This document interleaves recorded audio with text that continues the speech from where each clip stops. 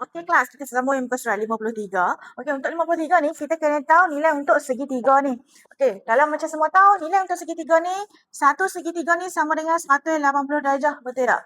Jadi, dekat sini 60 darjah, dekat sini pun 60 darjah dan dekat sini pun 60 darjah. Okey, tapi dalam ni kita nak cari 60, 30 dengan 45 kan. Jadi, untuk kita nak tahu ada 30 punya, kita tarik kat sini lah. Kita bahagikan di tengah. So, dia dah tak jadi 60 dekat sini. Dia jadi 30. Sudut pun ini pun 30. Okey? Bila kita dah dapat, kita labelkan dia nilai yang paling rendah. Nilai yang paling rendah adalah 1 kan. Jadi, kita letak dekat sini 1, sini pun 1. Okey, sini 1, 1 tambah 1 adalah 2 kan. Jadi, panjang dia ni 2, panjang dia ini 2. Sekarang kita dah dapat nilai untuk sini dengan sini. Okay, jadi kita nak cari nilai untuk yang tengah ni. Jadi macam mana kita nak tahu nilai untuk yang tengah ni? Kita guna formula yang teorem Pythagoras tu. C kuasa 2 sama dengan B kuasa 2 tambah A kuasa 2. B kuasa 2 tambah A kuasa 2. So, C kita dah ada. C ni adalah hypotenuse, nilai yang paling tinggi. Hypotenuse dia yang mana? Ini sudut 90 darjah lah. Jadi dia punya hypotenuse dia adalah ini kan? Ini, 2. So, kita dah ada C. B pun kita dah ada. Jadi kita nak cari dia punya A kan. A macam mana? C keluar A sama dengan square root C kuasa 2 tolak B kuasa 2. So nilai C kuasa 2 adalah berapa? 2. Tolak 1 kuasa 2 dapat square root 3. So nilai dekat sini adalah square root 3. Faham? Kita dapat daripada formula teorem Pythagoras. Jadi kita dah tahu dah nilai untuk ini.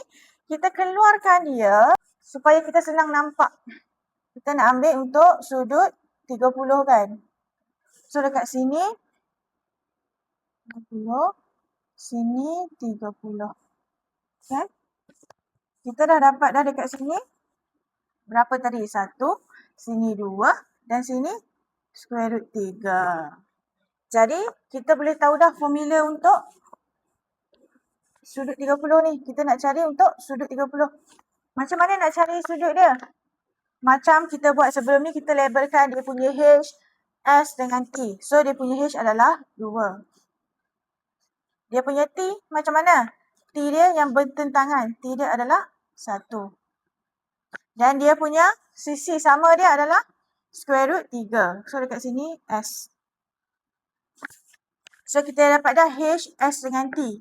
Nilai untuk 30. Kalau untuk kita nak cari nilai untuk 60 pula, ini kita ambil untuk 60 pula. So, 60 sudut dekat sini, 60. Sini 90. Okey, kita dah dapat juga nilai dia apa? Nilai dia dekat sini 1, nilai di sini dekat sini 2, nilai sini dekat sini square 3. Jadi, untuk yang ni dia punya hypotenuse dia. Yang mana? 2 juga, masih 2 hypotenuse dia. Dia punya tentangan dia berlainan dah. Dia punya tentangan adalah ini.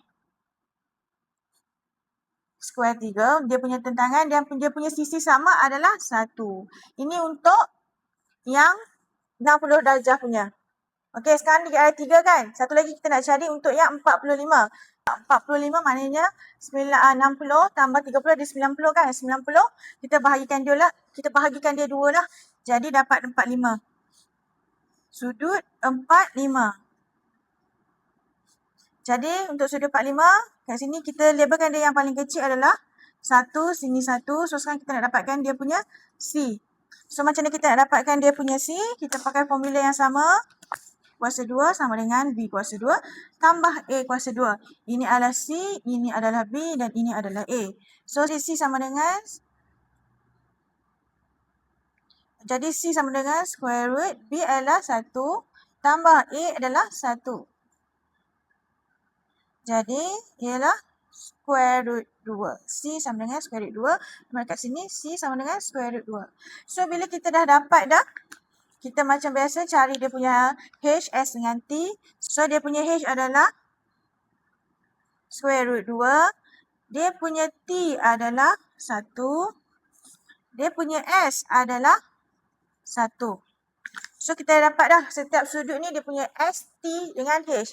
Jadi, kita masukkan dalam formula yang balik, formula yang asal. S sama dengan T per H, K sama dengan S per H, T sama dengan T per S. Bila kita dapat dah semua sudut 30, 45 dengan 60, kita boleh masukkan dia punya dalam formula asal lah. So, kalau untuk sin, kita tengok dia formula asalnya adalah S sama dengan T per H, cos sama dengan S per H, tan sama dengan T per S. Jadi, kita boleh tengok untuk 30 sudut dia, T dia adalah 1, dia punya H adalah 2. So, 1 per 2. Cos adalah S per H, S sama dengan square root 3, H sama dengan 2. Untuk tan, T sama dengan 1, S sama dengan square root 3. Jadi, bila kita dah dapat nilai ni, maknanya kalau soalan sin 30 darjah akan masuk 1 per 2.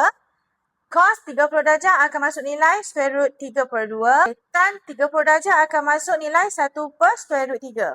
Kemudian kita tengok untuk sudut 45 darjah pula. Okey, untuk sin dia T per H formula kan? Okay, T dia berapa? T dia adalah 1, H dia adalah square root 2. Cos S adalah 1, H adalah square root 2. Okey, tan adalah T dia sama dengan 1, S dia sama dengan 1. So, bila soalan dia sin 40 darjah, so akan masuk nilai 1 per 2 square root. Cos 40 darjah akan masuk nilai 1 per square root 2. Tan 45 darjah akan masuk nilai 1 per 1. Tapi kalau 1 per 1 ni, ia persamaan dengan 1 lah. So, letak je nilai 1. Sekarang kita nak cari untuk sudut 60 darjah pula. Dia punya tan adalah, dia punya sin adalah, T dia adalah square root 3, per hypotenuse dia adalah 2, cos pula S dia sama dengan 1, H dia sama dengan 2, dia punya tan T adalah square root 3, S dia adalah 1. Jadi, bila soalan sin 60 darjah sama dengan dia punya, jadi bila soalan sin 60 darjah, dia punya nilai adalah square root 3 per 2. Cos 60 darjah, dia punya nilai adalah 1 per 2. Tan 60 darjah, dia punya nilai adalah square root 3 per 1. Hanya masukkan nilai-nilai ni di dalam sudut darjah yang diberi dalam soalan. Okey, dari kiraan ini semualah yang kita akan dapat untuk nilai yang dalam kotak ni. Okey, jadi boleh cuba untuk soalan 1 hingga soalan 8. Hanya masukkan nilai melalui nilai apa yang kita dah dapat.